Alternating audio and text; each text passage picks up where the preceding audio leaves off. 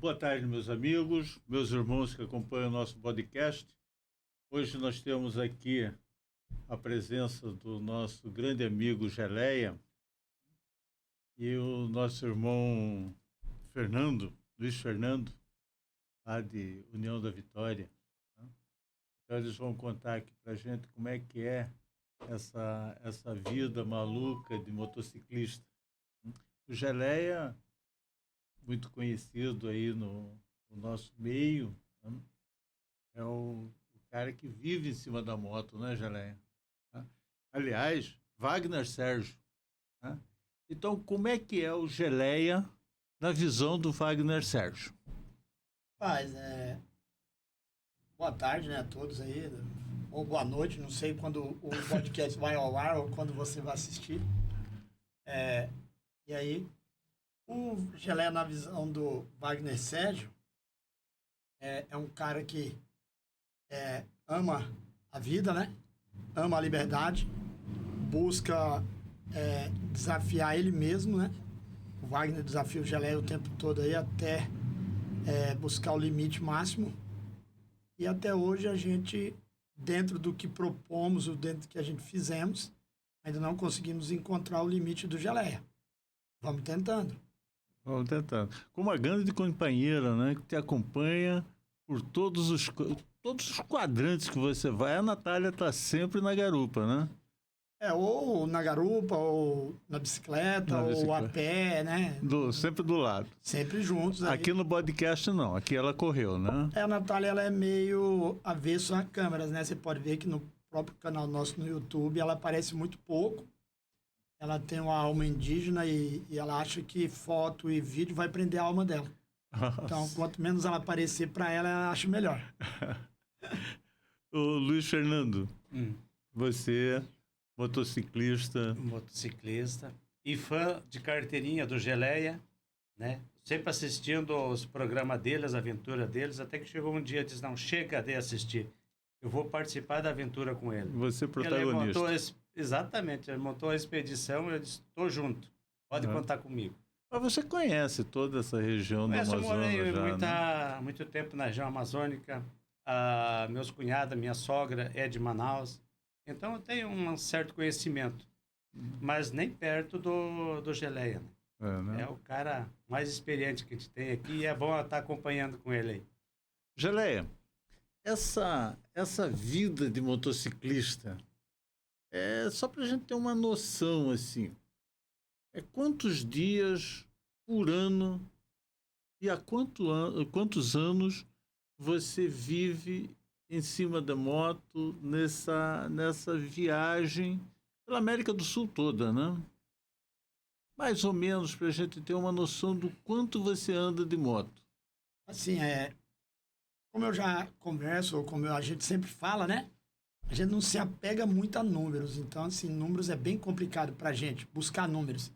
Mas, de vez em quando, a gente para ali para pensar, para dar uma raciocinada em números, né? A gente está no motociclismo desde 94, no motoclubismo desde 2014, mas a nossa aventura em cima de uma moto, mesmo assim, começou definitivamente em 2011, quando a gente aposentou.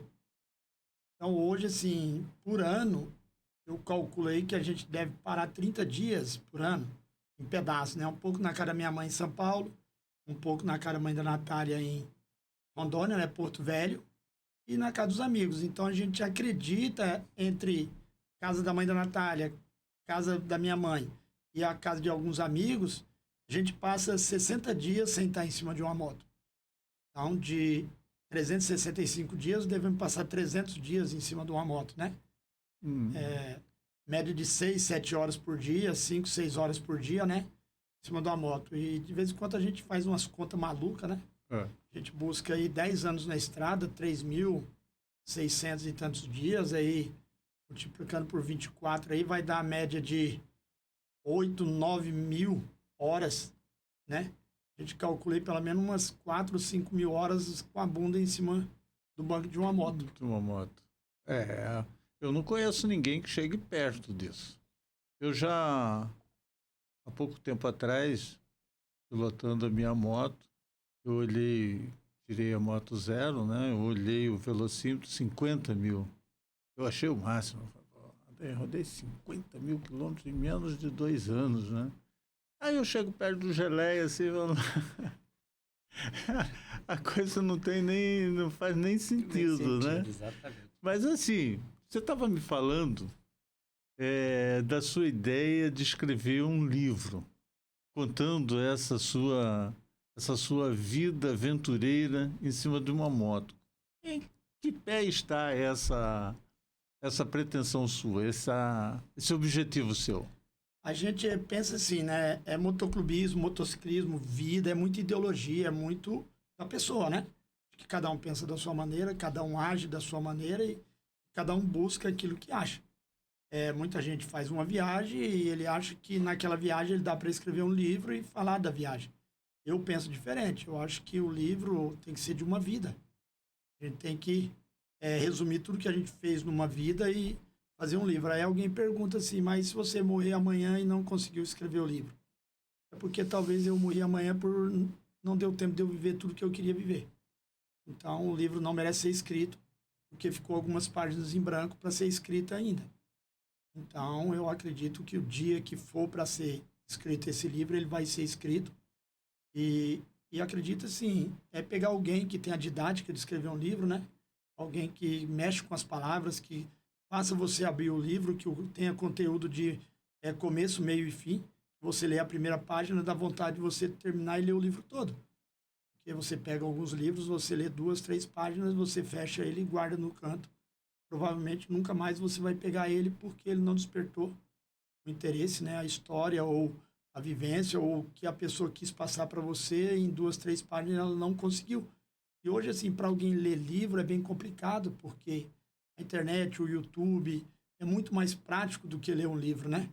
Então você tem que fazer alguma coisa que realmente cause e chame a atenção. Então, um dia a gente vai tentar, né? Vai buscar, temos essa vontade, temos esse desejo de pôr nas folhas brancas de um livro, né?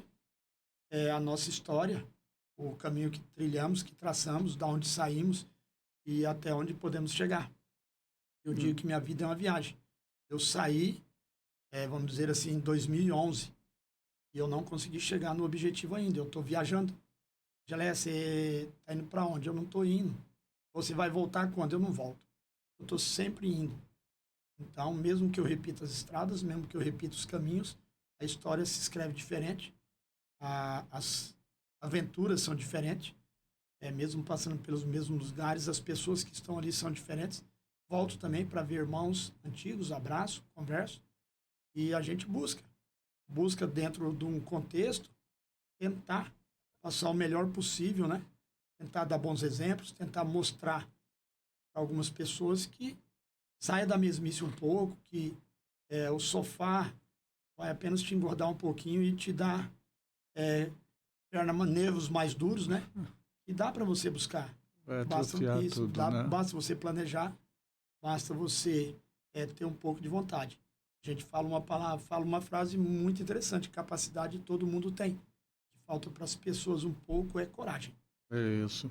E durante esses, são 30 anos de... 30 anos. Ininterruptos, né?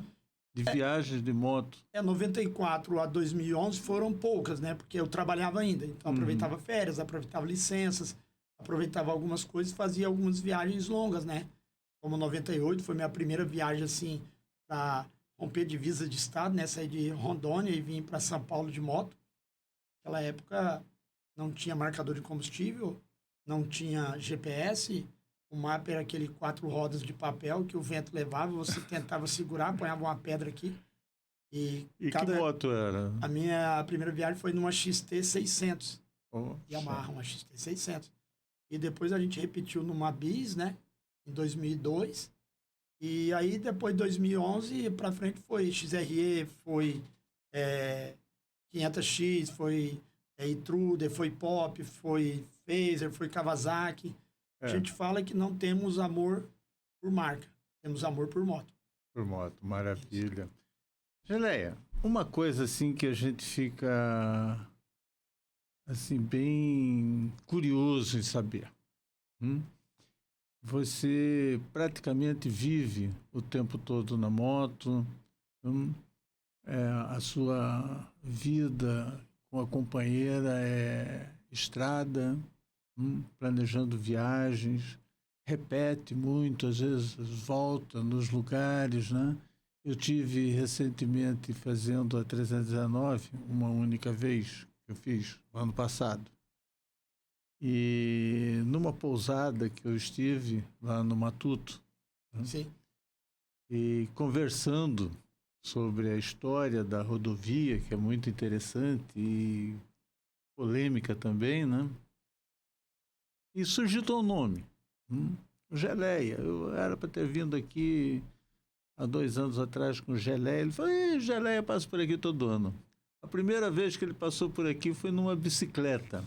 Uma bicicleta daquela de dois cilindros, né? Isso. Ele e a mulher passaram pedalando por aqui. E daí para cá, todo ano o Geleia vem pela 319.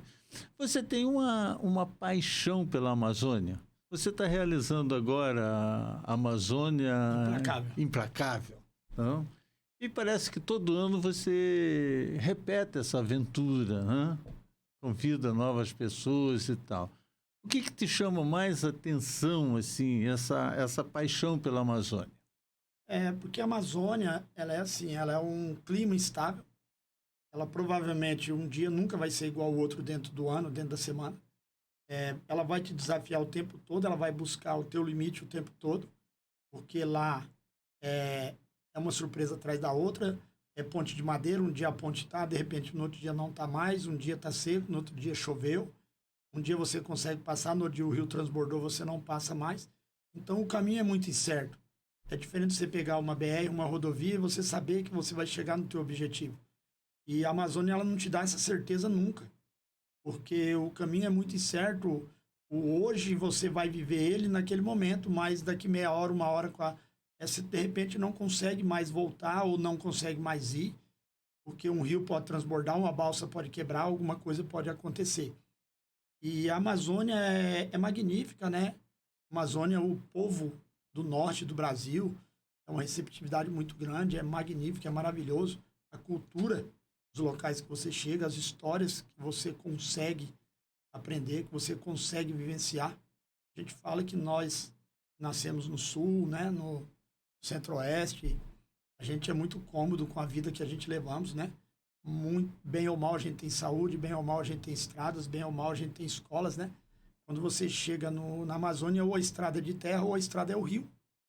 É um barco hospital, às vezes passa cada 8, 10 meses ali, e um exército, uma força aérea coloca um barco hospital à disposição da população ali na ribeirinha, que a gente fala, né?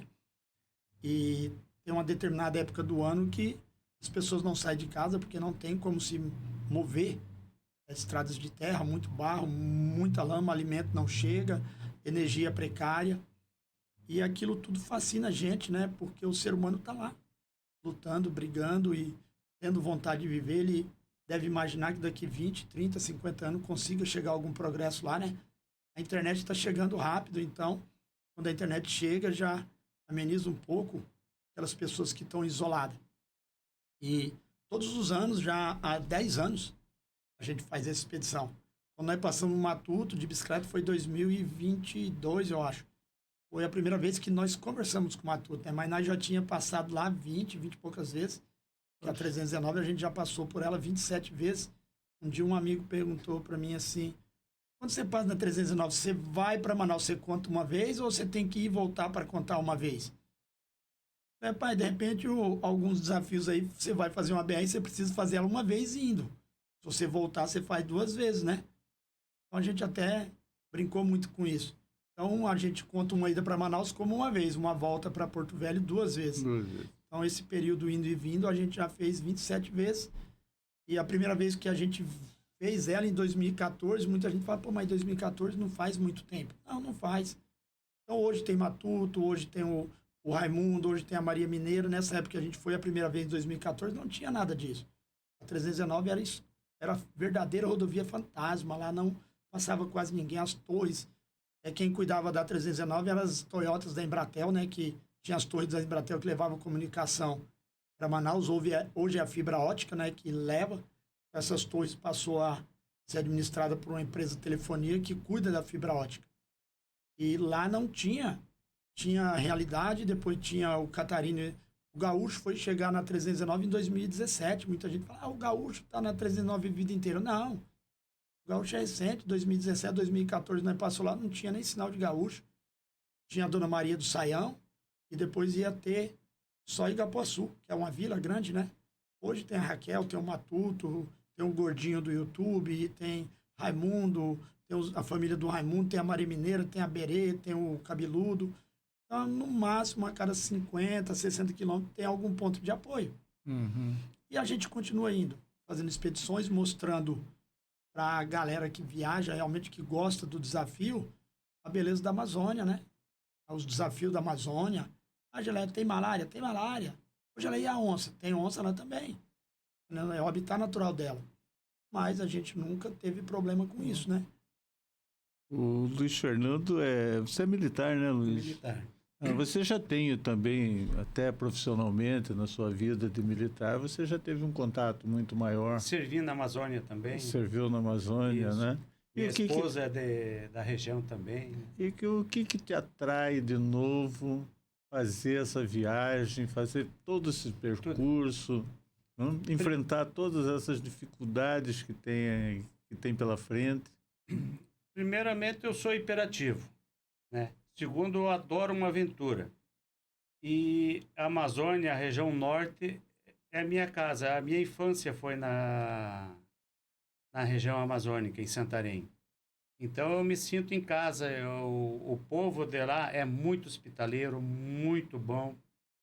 E aqueles desafios que o Geleia estava contando, você está fazendo uma rodovia, bastou uma chuva, ela muda totalmente, radicalmente. Você pode estar fazendo pó, mas se você pegou uma pancada forte de chuva, ela já ficou lisa, já ficou escorregadia, corre o risco de você sair fora da pista, né? E eu sou motociclista, mas muitas das minhas aventuras que eu fiz para lá foi de carro, caminhoneta, de tudo que você imagina. Até em 97 nós fomos de rural fazer a Cuiabá-Santarém. Na época que ninguém passava, estava intransitável. Nós, em 3 dias e meio, nós chegamos em Santarém. Então, sendo aventura, pode contar comigo que eu tô dentro. O Geleia achou um parceiro. Eu achei um parceiro. Eu que, graças a Deus, que tive a oportunidade de estar com ele. Então, somando a experiência dele, tenho certeza que eu estou tranquilo nessa viagem. Vai longe. Geleia, vocês dessa vez vão a Lábrea, né? Talvez não. Assim, é muito indefinido, né? Eu vou ao Humaitá. Se a gente tem um grupo vai estar 5 motos ou 6 motos em Lábrea, que vai reunir o máximo do grupo em Lábrea, em Humaitá. Ali a gente vê o melhor para o grupo, né? Como o principal a gente tem que é tempo. A maioria que está lá vai ter um tempo até meio sobrando. Provavelmente vai em Lábrea, porque a gente já foi em Lábrea 5, 6 vezes, né? E Lábrea é um caminho que só tem a volta. Não tem outro caminho. Você vai e tem que voltar pelo mesmo caminho. A menos que pegue o rio, né? A menos que pegue o rio ou para Boca do Acre ou para Manaus, né? Tem um rio lá que ou você pega o barco.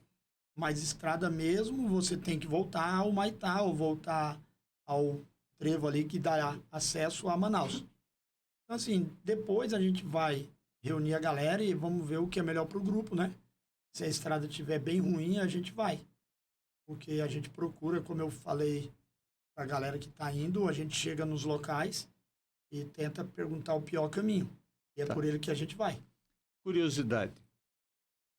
Esse percurso todo vai durar em torno de 40 dias, você me disse, né? De 40 a 50 dias. 40 a 50 dias. Qual é o custo de um passeio desse? Sim, é bem complicado hoje você levantar custos, né? Porque primeiro você tem que definir a moto que você vai. Aí você define a autonomia da sua moto, né? Quilometragem nós não temos na cabeça quantos 1000 quilômetros a gente vai fazer exatamente. A gente tenta fazer custo mais baixo possível, que é estadia zero, armando barraca, dormindo na beira de rios, dormindo em posto de gasolina, dormindo onde a gente sente uma certa segurança, né? Alimentação, nesse trecho, a gente procura fazer também, diminui muito o custo da alimentação, né? E aí o custo oscila de pessoa para pessoa. Porque quando a gente chegar em cidades, quando a gente chegar em alguns lugares, alguma pessoa vai querer tomar cerveja, vai querer comer um pouco melhor. Então, assim, o custo oscila muito. Mas entre combustível e alimentação, a gente calcula ali entre 50, 70 reais por dia, 40, 70 reais por dia.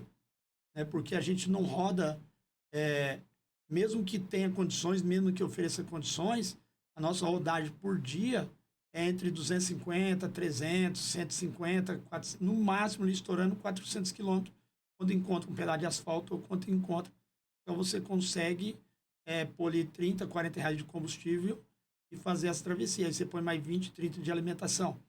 Porque como a gente não paga estadia, e hoje, teoricamente dizendo, tirando o combustível e a rodagem que você vai por dia, porque se você for fazer um caminho e rodar 1.000 quilômetros por dia, lógico que o combustível vai onerar mais do que um hotel.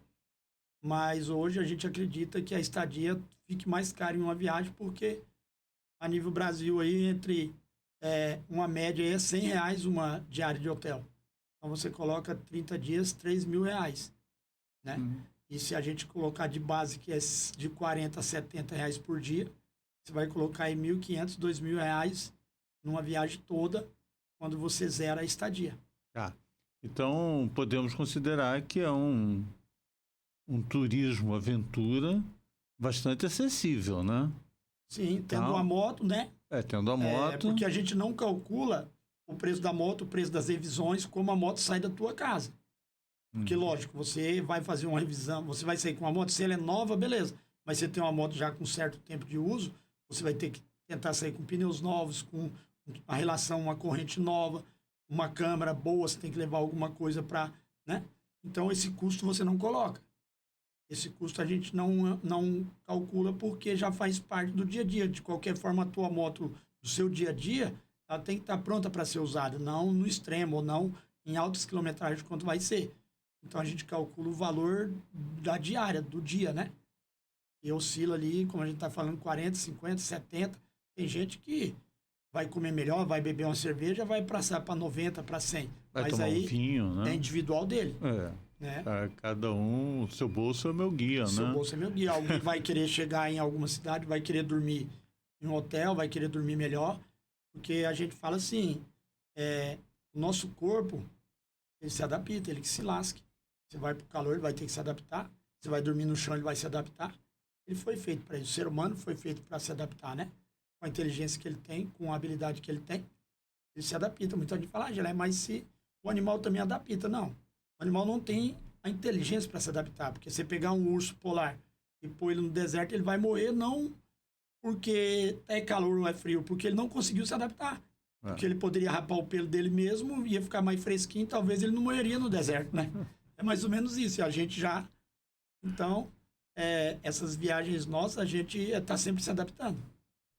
Eu vou me aproveitar da habilidade dele. Eu fiquei sabendo que é um bom pescador, né? Então eu estou levando a grelha para fazer o peixe. Mas tá levando um anzol? A gente leva o material. Leva o material todo? Estamos levando. Não, a Amazônia ela é convidativa, né? Então, se alguém que segue o canal do nosso YouTube, eles vão ver que a gente tem várias passagens pela Amazônia, pescando, comendo peixe, assando peixe, fritando peixe. Então, é um diferencial.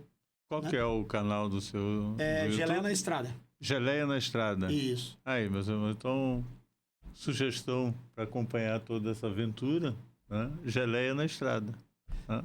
É um canal aí de aventura, tipo caseiro, né?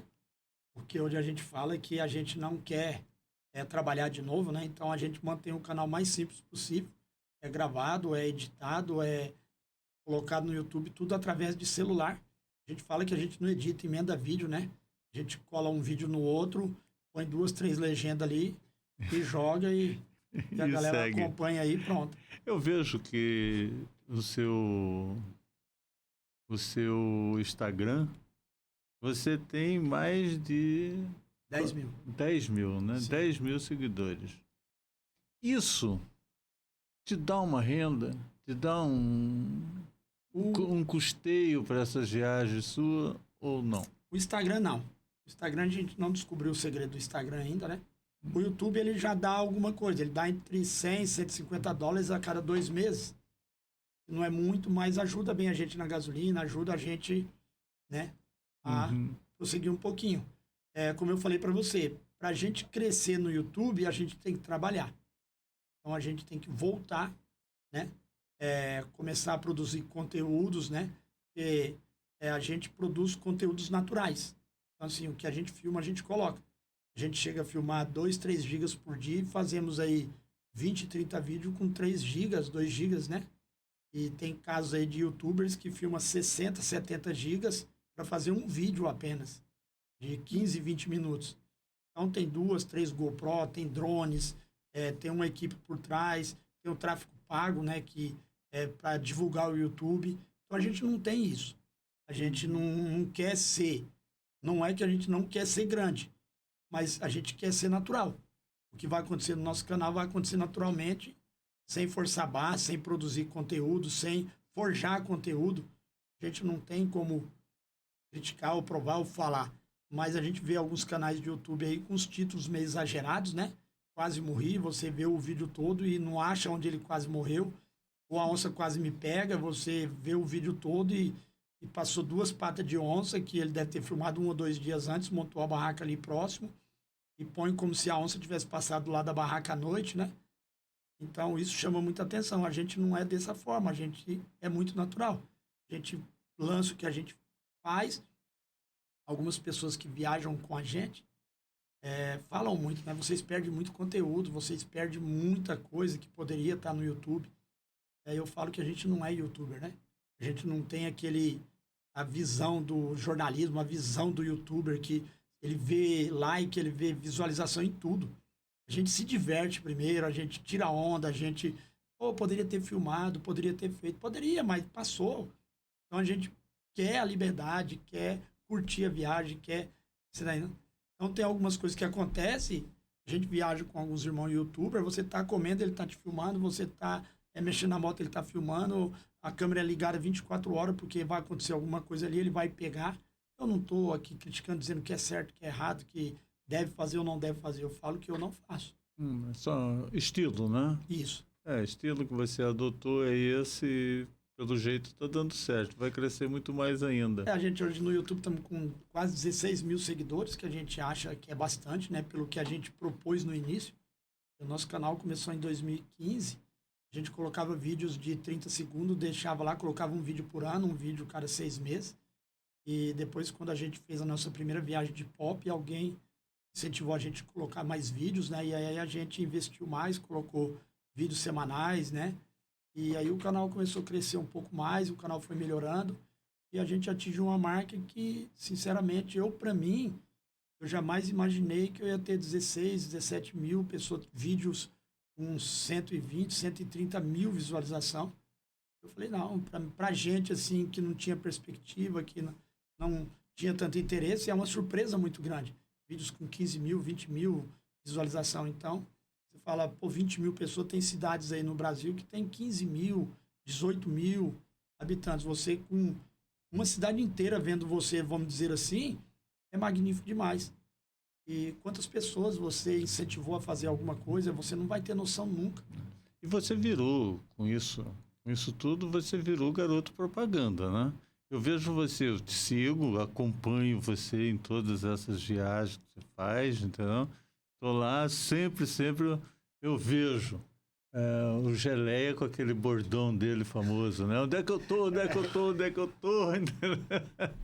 Estou em tal lugar, né? Então, eu vejo o quanto você participa promovendo os eventos de motoclube, né? Então, não é bem evento de motoclube, eu acho que você promove o motociclismo em si, né? Então, de repente você vê Geleia está lá no Rio Grande do Sul, né? Pode velho, tem aqueles dinossauros, como é que é?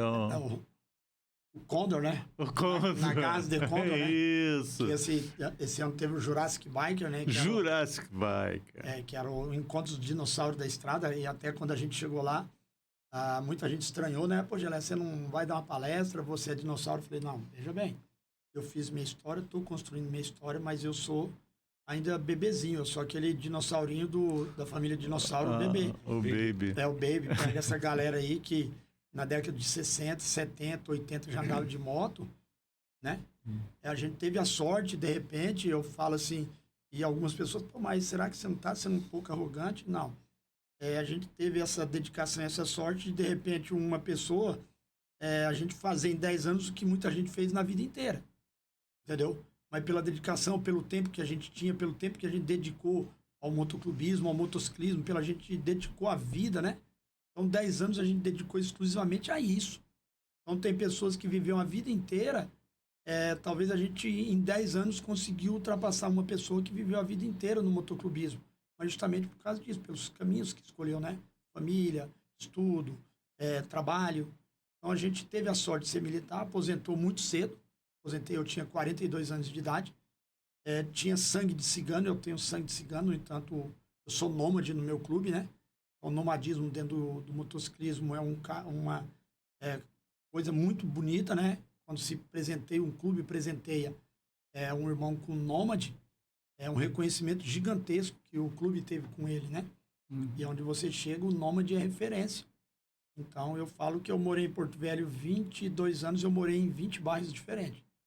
Então, a cada 6 meses eu mudava de bairro porque eu queria trocar de áreas, conhecer pessoas novas, conhecer estilo novo, conhecer coisas novas. Então, se eu morasse, por exemplo, se eu fosse fazendeiro ou se eu fosse sitiante, provavelmente eu estaria na época da pedra, morando uma semana, um mês em cada logalzinho e já mudando de casa, mudando de local, porque é sangue.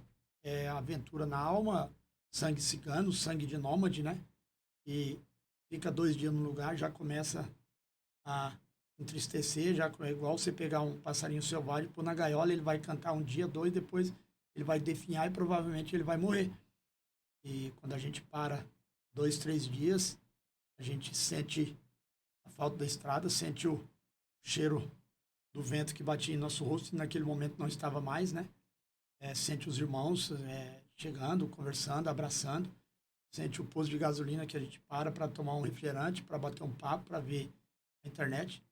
A gente curte estrada, como se fosse a nossa própria vida. A vida nossa é essa. Tem uma passagem rápida aí que de um menino muito reclamava de tudo, o pai falou, vou dar um castigo para esse menino. Pegou e falou pro vizinho, você tem um sítio, leva ele lá pro teu sítio. Deixa ele lá 15 dias nas férias dele para ver se esse moleque aprende.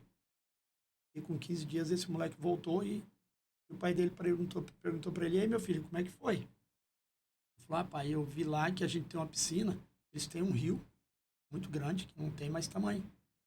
A gente tem um cachorro lá, ele tem 10 cachorros que corre livre, corre solto. Né? A gente tem um telhado aqui lá, ele tem um céu coberto de estrela. Eu notei o quanto a gente é pobre. A gente só tem dinheiro, não tem mais nada. Então, o mundo ele vai te dar o que você precisa. A essência da liberdade é isso. É você viver apenas um momento sem saber o que você vai esperar para amanhã. De repente, amanhã algo magnífico te espera ou algo decepcionante te espera. Você vai ter que encarar da mesma forma, levantar a cabeça e continuar vivendo. Eu digo que você é muito o que você faz, o que você prega. Eu, provavelmente, dificilmente você vai ver eu pregando alguma coisa que eu não pratique. Eu acho que a demagogia é um dos piores defeitos do ser humano. Você falar que faz, e na hora que você vai fazer, você não faz. Então, geralmente, eu tento, lógico que não sou perfeito, eu erro às vezes, ou às vezes eu cometo alguns deslizes, né? Mas eu tento ser o mais honesto possível e praticar o que eu prego.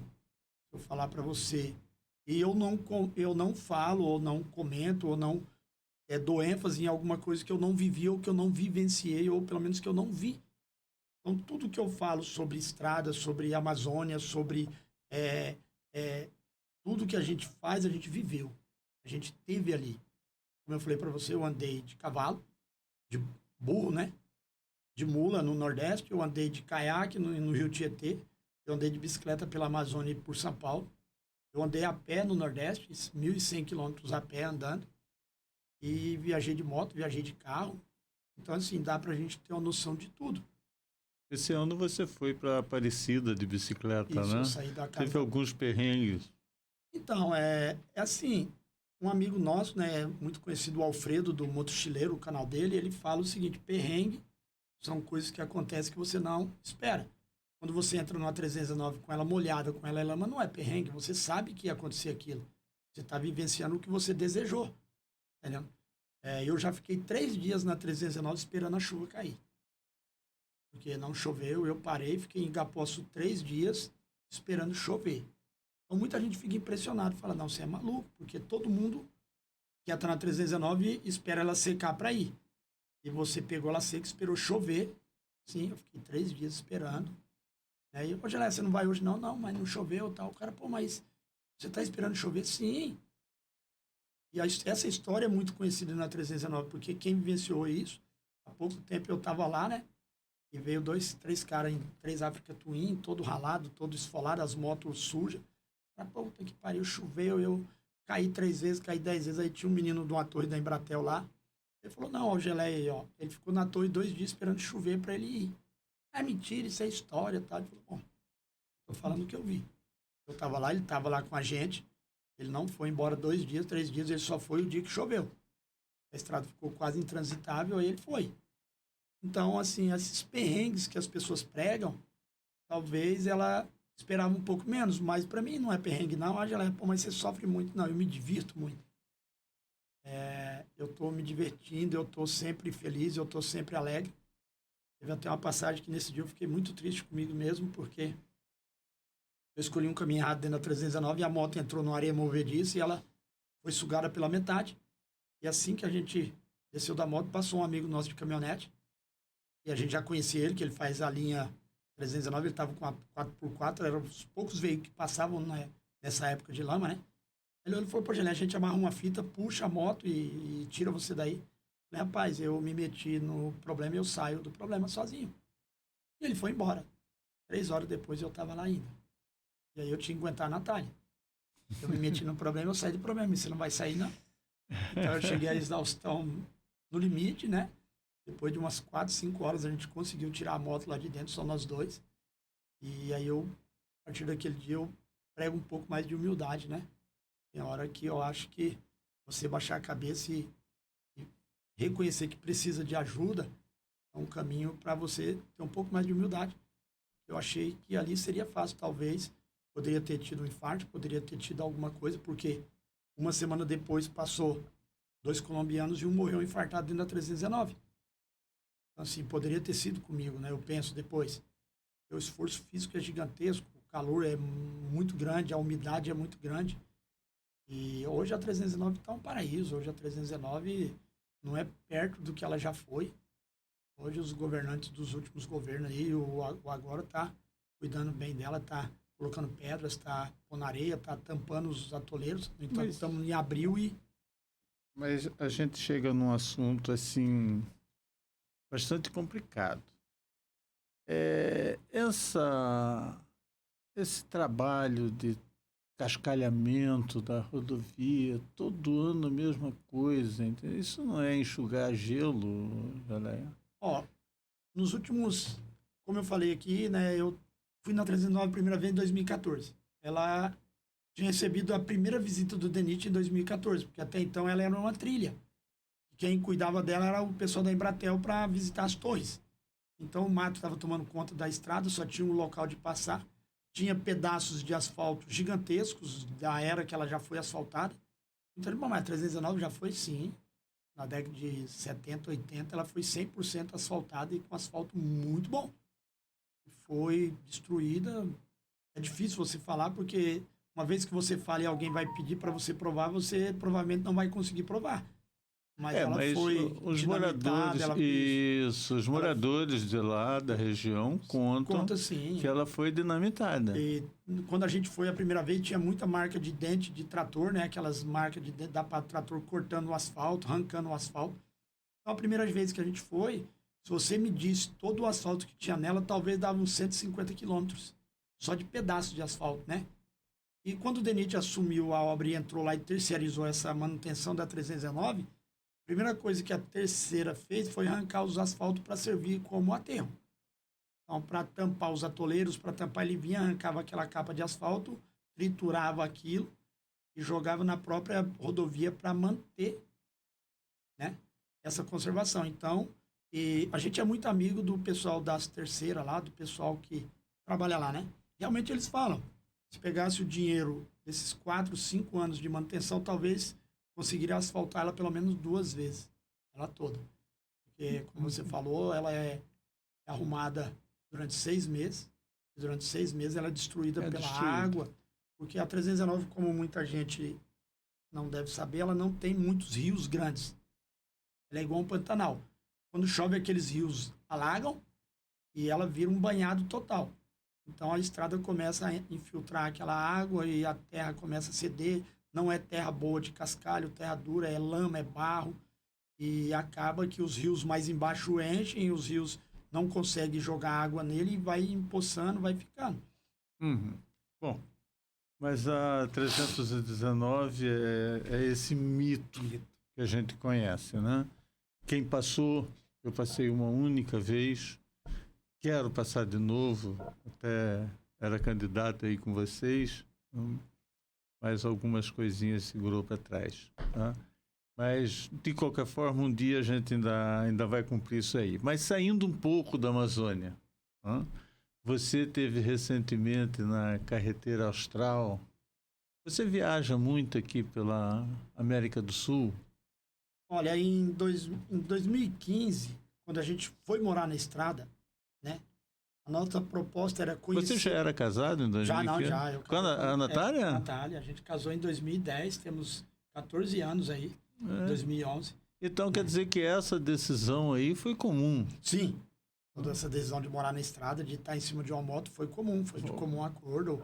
A caminhada ela resistiu um pouco, mas na hora ela fez. A bicicleta ela resistiu um pouco, ela só exigiu que teria que ser uma bicicleta só para nós dois, né? E então o que a gente fez esse acordo em 2015, quando a gente definiu que a partir daquele momento moraríamos na estrada, a gente definiu também que conheceríamos primeiro o que temos em casa, para depois conhecer o fora. Então, nós demos 6 voltas no Brasil todo, de 2015 a 2020. Então, nós andava por todos os estados, todas as capitais, não vou dizer todos os municípios, que é quase impossível, é possível, mas com muita determinação. Mas eu digo que 4.000, 4.500 municípios a gente já passou, já conhece, né? E aí, quando a gente definiu, já conhecemos quase todo o Brasil, porque ainda não conhecemos todo, porque a gente não foi ao Jalapão, a gente não foi a Chapada dos Veadeiros, a gente não foi em algumas regiões, não porque não fomos, porque não quisemos ir. Então, assim, quando fala não queremos ir, porque só teve um lugar que eu quis ir até hoje, eu não consegui ir, foi no Alasca. Porque meu visto foi negado 2 vezes por não ter residência. Por não ter um local próprio, por não ter moradia. Quando eles pediam um documento de casa, infelizmente eu não tenho. E como eu falei para você, eu não prego o que eu não pratico. Eu não ia forjar um documento, ou não ia inventar um documento para tentar tirar proveito dessa invenção. Então, foi 2 vezes negado o meu visto, porque quando eles pediam um documento de algo fixo, de uma residência fixa, infelizmente, eu não tenho aluguel, eu não tinha como eu provar que eu tenho um local fixo. Então, assim, tempo eu tenho, financeiramente, se eu me preservar, se eu me privar de algumas coisas, eu consigo. Então, a gente não foi onde a gente não quis ir, aqui dentro da América do Sul. Então, até 2019, nós conhecemos o Brasil. E eu penso assim, quando você vai para algum lugar, não vai no caminho determinado pela maioria. E tem muita gente, vamos no Ushuaia, o cara vai no Ushuaia e volta, ele só conheceu o Ushuaia, ele não conheceu mais nada. Então, a gente conheceu o Brasil primeiro. Aí, em 2019, a gente fez o projeto Uruguai. Nós conhecemos todos os departamentos do Uruguai, todas as capitais do Uruguai, conhecemos quase todo o Uruguai. Aí, em 2022, nós conhecemos toda a Argentina, todas as províncias, todas as capitais das províncias, nós visitamos toda a Argentina. Aí, o ano passado, nós visitamos 60% da Venezuela e visitamos 70% do Chile, das regiões do Chile. O Chile determina-se regiões, eu acho que ele tem 13 ou 14 regiões, Acho que a gente fez 9 ou 10 regiões do Chile. Então, assim, a gente quer conhecer o país, a gente tem projeto do ano que vem conhecer todas as províncias do Paraguai, né? E fazer isso com a América do Sul toda. Acho que até 2030, 2031, se Deus permitir, se a nossa saúde permitir, a gente vai ter conhecido todos os países da América do Sul, todos os seus estados e todas as suas capitais. Tem um monte de lugares, Cerro Nevado, um monte de lugares assim interessantes, bonitos, e você coloca isso em segundo plano. Como é que é? Em segundo não, talvez em terceiro, quarto plano, né? Porque a gente acredita ou a gente prega que a natureza vai estar lá daqui 20 anos, 30 anos. E mesmo estando no Chile, mesmo estando na Argentina, a gente ainda privou pessoas. A gente busca amigos, busca irmãos. Por exemplo, no Chile fizemos amizades imensas, ficamos na casa de chilenos que ele nunca viu a gente. E de uma hora para outra a gente estava dentro da casa dele, comendo, se aquecendo na calefação dele, estávamos ali, né? E a gente passa pelas estradas, procura as pessoas, conversar muito. E o turismo não vai fazer diferença na nossa vida. Muita gente fica muito triste com a gente, fica muito chateado. Mas hoje, por exemplo, você falou para mim assim, Geleia, vamos dar uma volta por Chapada? Você tem uma família maravilhosa, você tem uma esposa maravilhosa, você tem uma filha maravilhosa. E, de repente, se a gente tivesse ido fazer esse passeio, a gente não teria conhecido metade da história de vocês, não teria aprendido metade com vocês. Muita gente, a gente chega e fala, pô, Geleia, você tem muito que ensinar. Eu falo, não, tenho muito que aprender. Hoje, por exemplo, eu conversei com a tua mãe, eu acho, ou a tua sogra, não sei. Sogra. Conversei com a tua secretária um pouco, conversei com a tua filha, conversei com a tua esposa. E tudo que eu conversei foi a minha história de vida. Então, eu passei uma história a tua família toda, que é a minha história. Mas eu saí de lá com 5 histórias diferentes. Com 5 vivências, com 5 coisas diferentes de vida, 5 aprendizados. Então, eu aprendi muito mais. Se de repente eu tivesse ido numa cachoeira, eu ia ver uma água caindo, ia voltar e talvez eu não teria tirado metade das lições que eu tirei convivendo uma manhã toda junto com a tua família. E a gente busca sempre isso porque, de repente, daqui 10 dias eu não vou estar mais aqui, ou você não vai estar mais aqui, a gente não tem como pregar. Não é que, Geleia, você fala em morte o tempo todo, você gora as pessoas. Não, não é isso, não. A vida é assim. Nossa vida é assim. A gente tenta deixar bons exemplos e viver o máximo com a pessoa.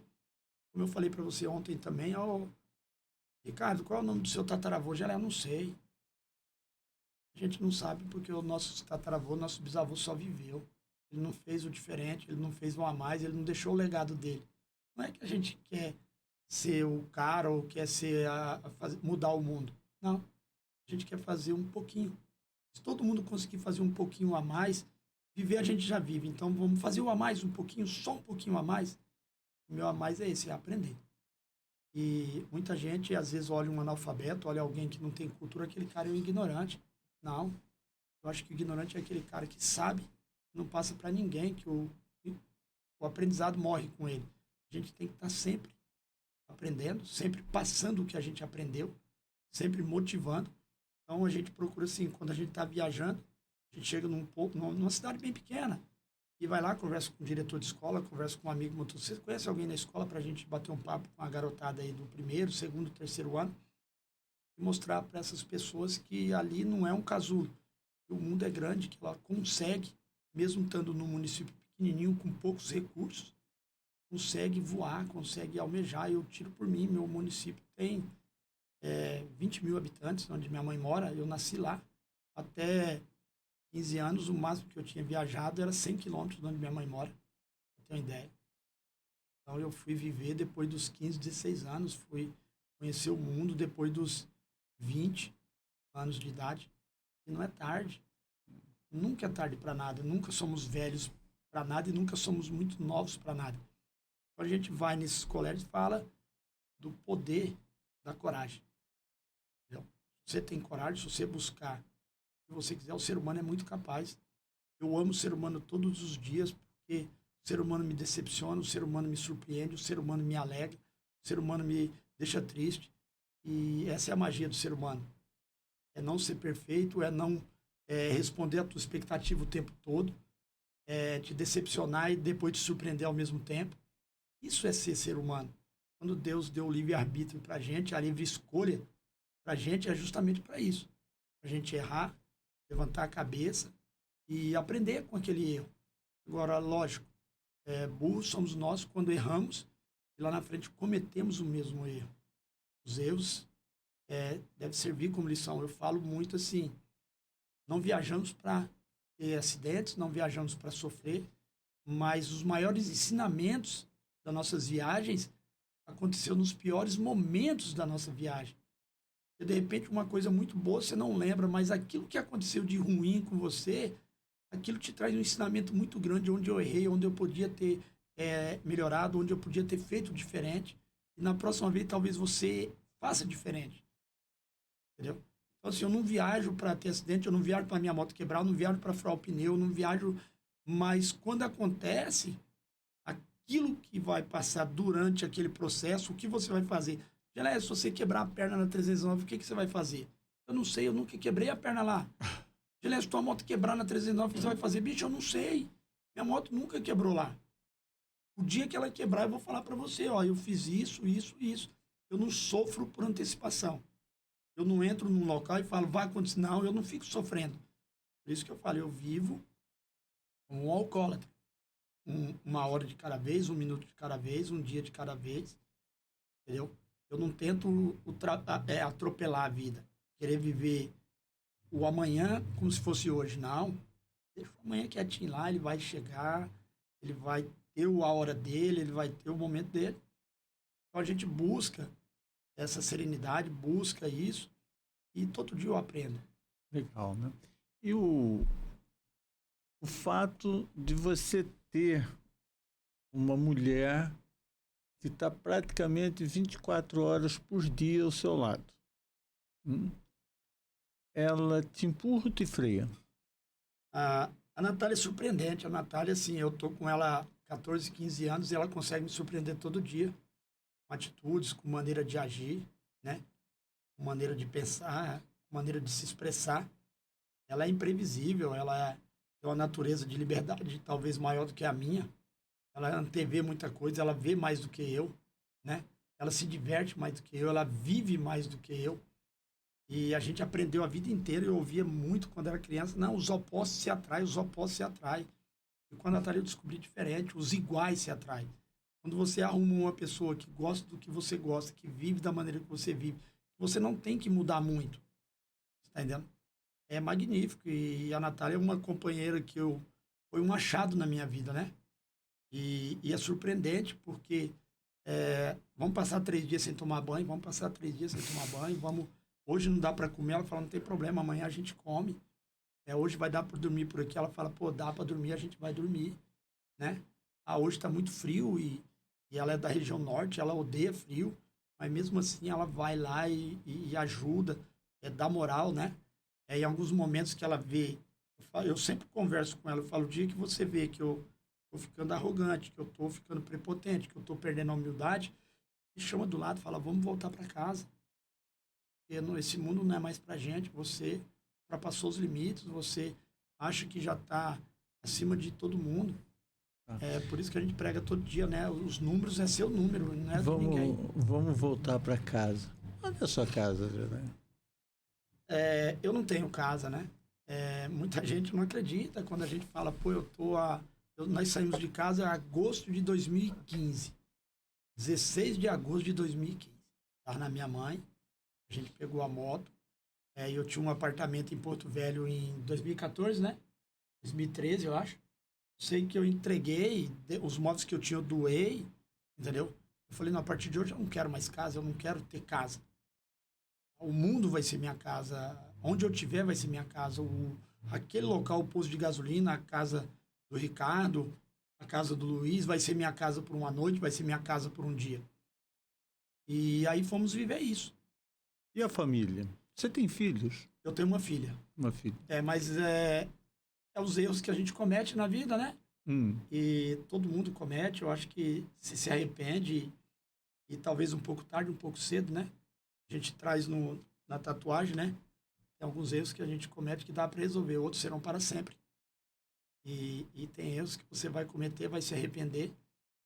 E eu vejo muito uma frase que os pais, a família fala, vamos recuperar o tempo perdido, porque eu briguei com a minha filha, eu deixei de falar com ela. Tempo perdido você não recupera mais nunca. Você vai viver uma nova história, você vai começar uma nova história e vai tentar ser diferente. Mas buscar, eu não abracei minha filha, agora eu vou abraçar 2 vezes e vou recuperar, não.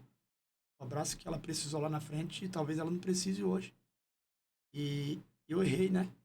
Eu era muito novo, eu tinha 19 anos quando eu tive ela. Minha mulher teve ela, né? E eu não conseguiria, não tinha psicológico, estava longe da família pela primeira vez e acaba que eu liguei para minha mãe e levei ela para morar com a minha mãe. É uma atitude talvez impensada naquele momento, de um garoto de 19 anos, sem maturidade, sem nada. E acaba que ela foi morar com a minha mãe e nessa vivência eu conheci a verdadeira sentido da frase, pai é quem cria. Então, meu pai criou ela, minha mãe criou ela e quando você não convive, você sabe que é sangue, você sabe que é seu, mas você não desenvolve o amor paterno, talvez você não desenvolve, mas aí ao longo do tempo você vai vendo os erros que você cometeu, quando você começa a amadurecer, você vê tudo que poderia ter sido diferente. É na educação dela, na maneira dela pensar, o que ela sofreu, o que ela passou, sem a figura do pai, sem o pai estar perto. E a gente é tão igual, que ela mesma falou esses dias, eu e o senhor é tão igual que você não consegue viver com você mesmo. Entendeu? Ela é tão parecida comigo que puta, a gente se encosta, sai faísca. E dezembro agora fazia 4 anos que nós não conversávamos por uma briga e tal. Eu falei com a Natália, esse ano eu vou conversar com a minha filha e tentar fazer a história diferente, tentar mudar a minha vida. Se você pegar muitos vídeos meus, antes eu falava que nunca tive filho, que não tinha filho, negava a própria paternidade, né? Isso eu sei que de alguma forma eu vou pagar, de alguma forma isso vai cair sobre mim. Me arrependo muito, hoje tento, como eu falei para ela essa semana, nunca vou recuperar o tempo perdido com você, nunca vou ter o seu perdão total, porque o que eu fiz com você não tem perdão. Mas eu vou tentar fazer uma história diferente com você, eu vou tentar ser um pouco mais pai com você, eu vou tentar amar você bem mais, né? E vou tentar fazer a nossa história ser diferente. Quantos anos ela tem? Ela tem 32. 32. Vai fazer 32 agora em julho. E a Como Natália faz 32 em dezembro. Ela é mais velha do que a Natália.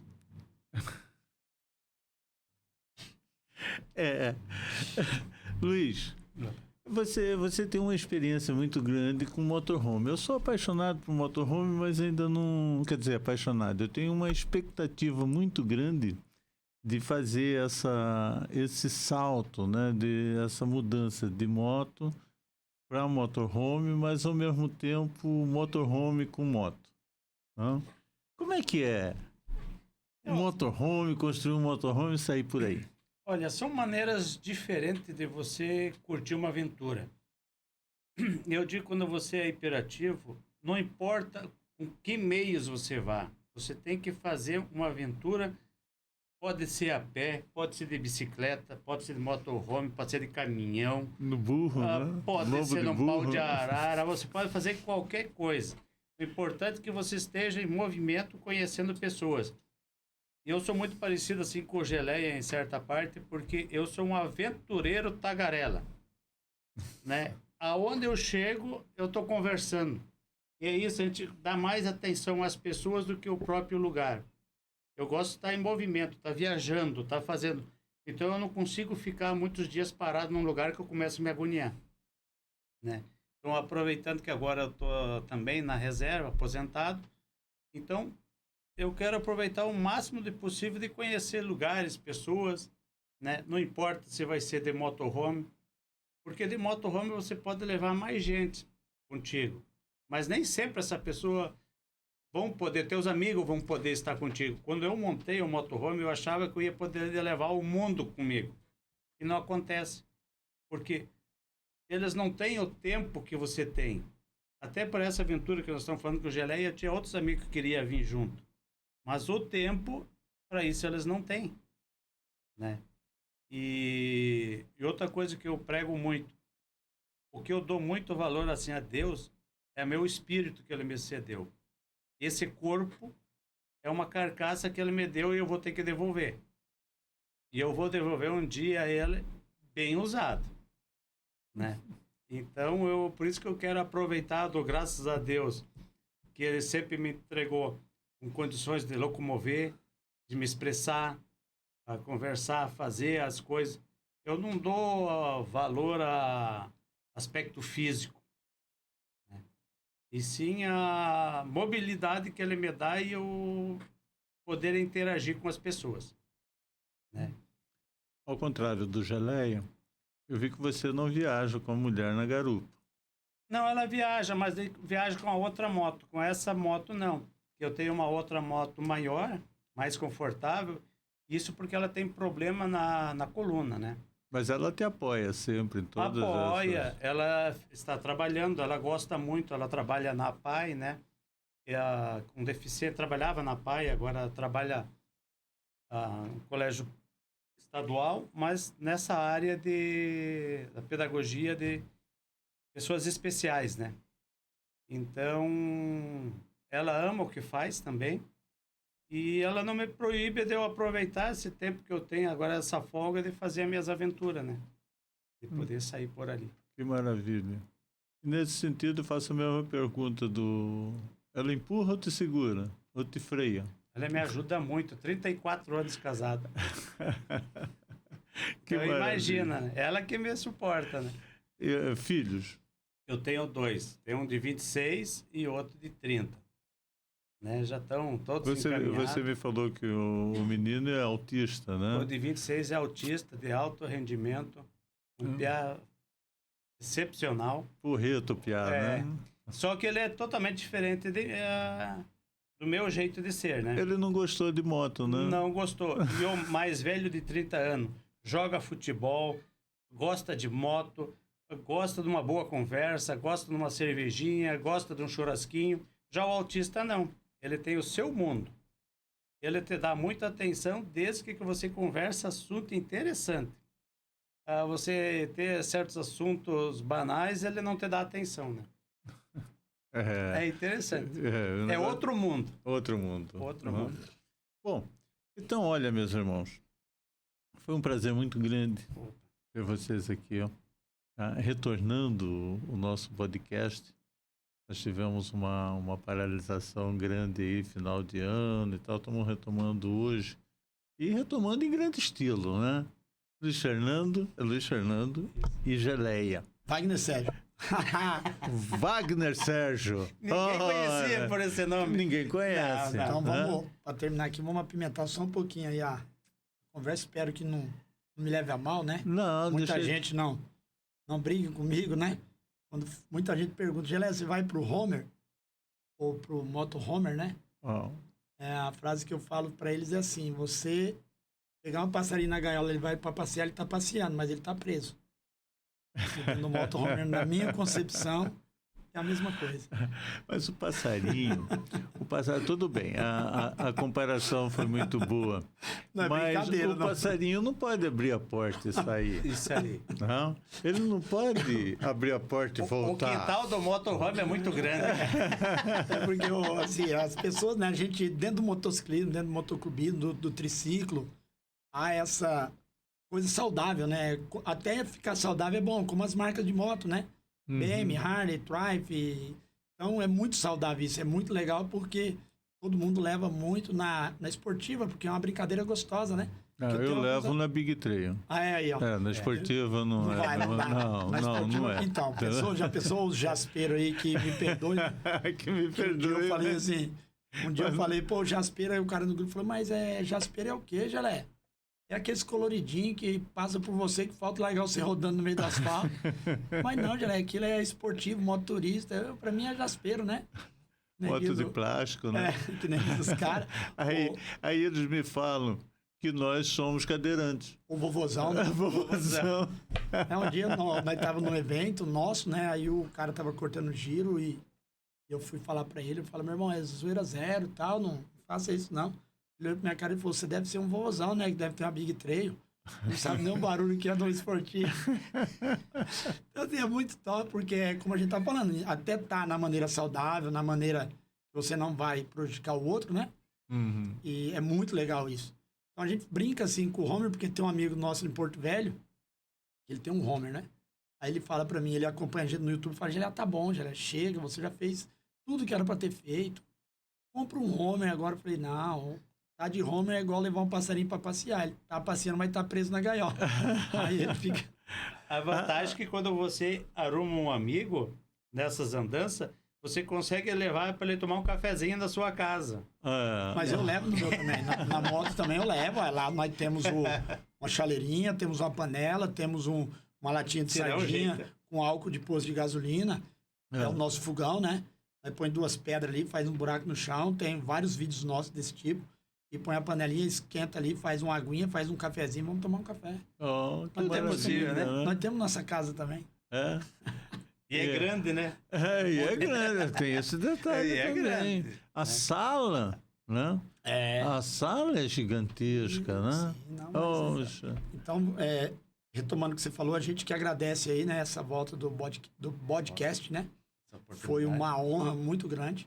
Como eu falei, conhecer você, a gente se fala já faz uns 2 anos, eu acho. Isso. Já algumas aventuras para se fazer junto e o destino ainda não permitiu que acontecesse por vários motivos, né? E a gente deixa aí para os desígnios de Deus, que ele sabe o que ele está fazendo, ele sabe as decisões, né? E a gente agradece aí de coração, muito obrigado mesmo pelo convite. Coloca seu endereço do Instagram. Instagram é tudo Geleia na Estrada. Tudo, Instagram, Face, TikTok, YouTube, Geleia na Estrada. Geleia na Estrada. Pode digitar tudo lá que vai estar lá. Eu acompanho no Instagram, mas vou acompanhar nos outros canais também. No YouTube agora, né? Vamos fazer essa aventura da Amazônia Implacável aí, que vai ser muito top. Essa eu vou acompanhar até no grupo aqui. Até no grupo. Temos eu vou grupo ficar Zap, meio com gostinho de querer estar lá, né? Mas esteja com a gente, vai estar de espírito. Estaremos, sim. Estaremos. Eu já comecei essa aventura com uma grande coisa, um grande amigo que eu acabei fazendo aqui na Chapada dos Guimarães. Eu vou te visitar lá em União da Vitória. Com certeza, vou lhe aguardar. Bom, vou lhe aguardar. Muito obrigado a todos vocês. Tá? Meus amigos, acompanhem com a gente, sigam no Instagram, no YouTube, né? E vamos aí nos preparar para as próximas entrevistas. Também trazer convidados tão interessantes, mas tão interessantes quanto o Gelé e o Luiz Fernando. Muito obrigado. Valeu. Obrigado.